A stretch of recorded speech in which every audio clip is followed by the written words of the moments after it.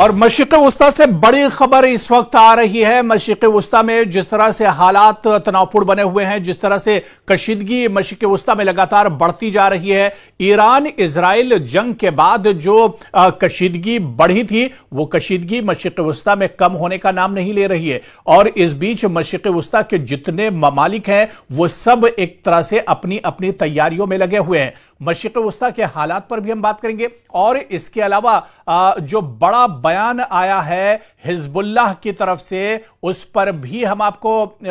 इस रिपोर्ट में तफसील से दिखाएंगे। हिजबुल्लाह ने कहा है कि वो सर नहीं झुकाएगा किसी भी हालत में, वो हथियार नहीं डालेगा, वो पीछे हटने वाला नहीं है। जी हां, हिजबुल्लाह ने कहा है कि इजरायली धमकियों के जवाब में हिजबुल्लाह सर नहीं झुकाएगा और ना ही हथियार डालेगा। यह बयान आया है शेख नईम कासिम की तरफ से। हिजबुल्लाह के रहनुमा शेख नईम कासिम ने कहा है कि लबनानी मज़ाहमतकारों को गैर मुसल्लह करने के लिए दबाव के बावजूद उनका जो ग्रुप है, उनकी जो तंजीम है, इजरायली धमकियों के जवाब में सर नहीं झुकाएगा और ना ही हथियार डालेगा।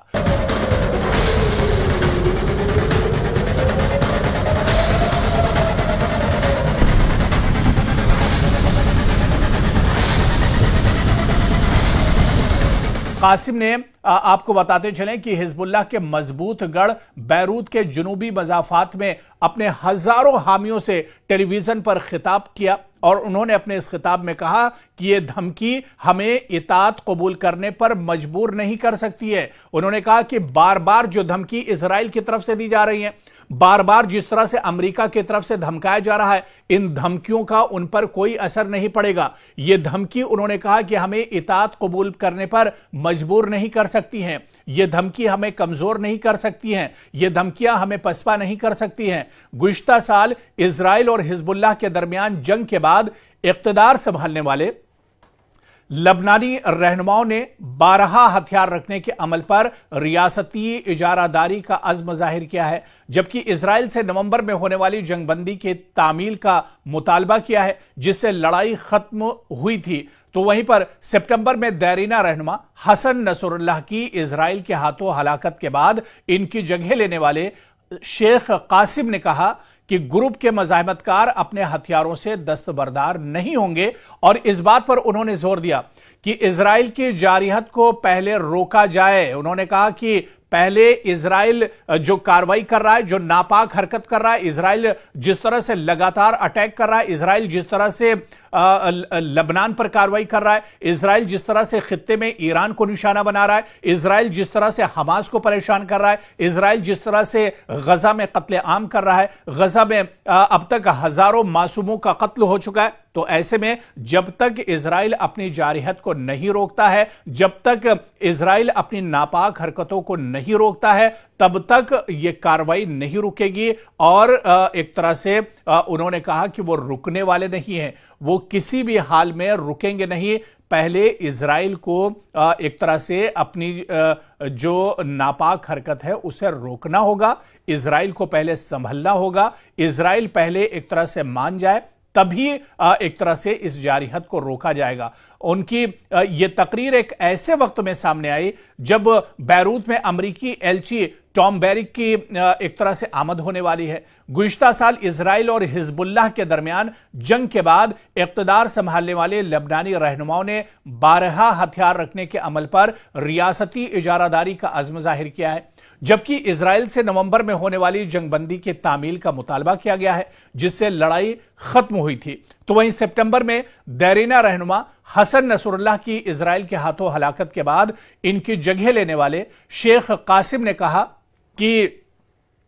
ग्रुप के मज़ाहमतकार अपने हथियारों से दस्तबरदार नहीं होंगे और इस बात पर उन्होंने जोर दिया कि इजराइल की जारियत को पहले रोका जाए। और आपको बताते चलें कि उनकी इस तकरीर में यह साफ तौर पर जाहिर था कि अगर इजराइल हठधर्मी करेगा, अगर इजराइल पीछे नहीं हटता है इजराइल अगर इसी तरह से हमले करता रहेगा तो फिर एक तरह से वो भी पीछे नहीं हटेंगे और वो भी एक तरह से जो ये डील है, जो ये जंगबंदी की बात कही जा रही है, जो खित्ते में अमन की बात कही जा रही है, ये अमन आ सकता है, लेकिन इसके लिए सिर्फ और सिर्फ इजराइल जिम्मेदार है। अगर इजराइल की नीयत साफ हो जाए, दरअसल मशरिक़ वुस्ता की अगर हम बात करते हैं तो यहां पर जितने भी ममालिक जंग की हालत में हैं, चाहे ईरान की बात करें, चाहे लबनान की बात करें, चाहे हमास और फिलिस्तीन की बात करें, ये जितने भी ममालिक हैं ये जंग की हालत में हैं। और जंग की हालत में इन ममालिक का कहना है कि ये सिर्फ और सिर्फ इजराइल की वजह से है, क्योंकि इजराइल की नीयत साफ नहीं है। इजराइल हमेशा ये चाहता है कि वो एक तरह से मशरिक़ वुस्ता पर उसकी दादागिरी चले, मशरिक़ वुस्ता पर वो एक तरह से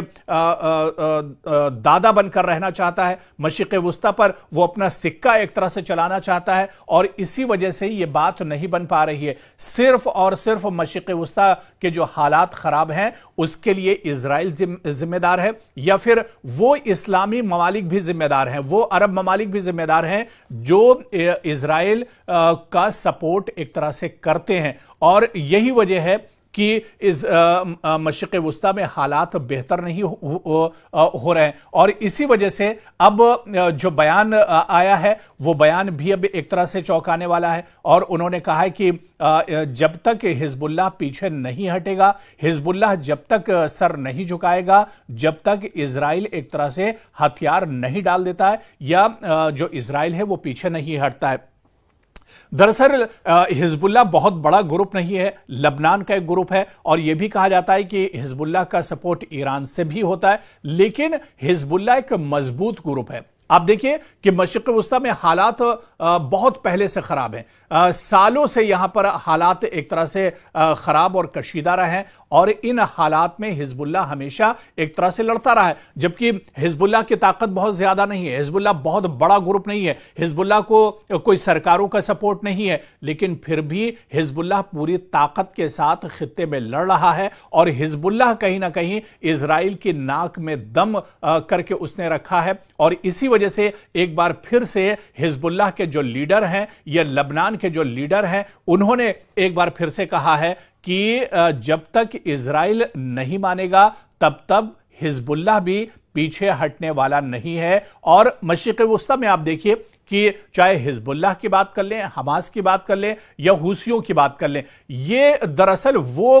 ऑर्गेनाइजेशंस हैं, ये छोटे छोटे वो सब ग्रुप हैं जो इजराइल के लिए सबसे बड़ा खतरा बने हुए हैं। हालांकि ईरान के साथ इजराइल की जंग जरूर हुई, ईरान ने इजराइल को बहुत ज्यादा नुकसान पहुंचाया, लेकिन इस जंग के अलावा जो वक्फे वक्फे से इजराइल को सबसे ज्यादा चोट पहुंचाते हैं वो यही ग्रुप हैं, चाहे हमास की बात करें, चाहे हिजबुल्लाह की बात करें, या हुसी लड़ाकों की बात करें। ये जब तब कभी इजराइल के किसी एयरपोर्ट पर हमला करते हैं, कभी इजराइल के किसी बंदरगाह और पोर्ट पर ये हमला करते हैं, कभी इजराइल के किसी जो सिक्योरिटी फोर्सेस के जो ठिकाने हैं उन्हें एक तरह से ये निशाना बनाते हैं, और ये इजराइल को चोट पहुंचाते रहते हैं। और ये सिर्फ इस वजह से क्योंकि इन्हें अपनी हिफाजत करनी है। अगर ये इनका कहना है कि अगर ये इस तरह के हमले नहीं करेंगे तो इजराइल इन्हें